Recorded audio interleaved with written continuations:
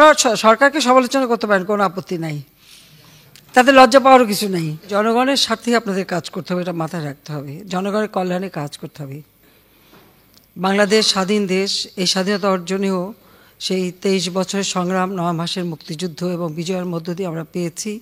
আর এই স্বাধীনতা যিনি এনে দিয়েছেন আমাদের মহান নেতা, সর্বকালের সর্বশ্রেষ্ঠ বাঙালি জাতির পিতা বঙ্গবন্ধু শেখ মুজিবুর রহমান।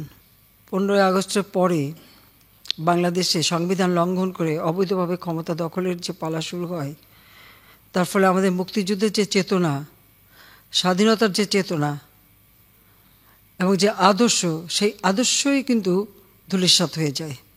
এবং দেশের জনগণের যে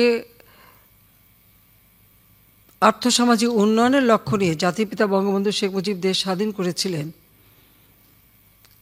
সেই স্বাধীনতার চেতনাটা কি ধ্বংস করে দেওয়া হয়। আপনারা যদি একটু ভালো, আপনারা পার্লামেন্টের মেম্বার হয়েছেন, বাংলাদেশের ইতিহাসটা আপনাদের জানতে হবে। সেই সাথে আমাদের সংবিধান, যারাই প্রথমবার মেম্বার হয়েছেন অবশ্যই তাদেরকে সংবিধানটা পড়তে হবে। আর এই সংবিধান পড়ার মধ্য দিয়ে আপনারা জানতে পারবেন যে মাত্র 9 মাসের মধ্যে এই সংবিধান জাতির পিতা বঙ্গবন্ধু শেখ মুজিব আমাদের উপহার দিয়েছেন, সেটা একটা বিরল ঘটনা।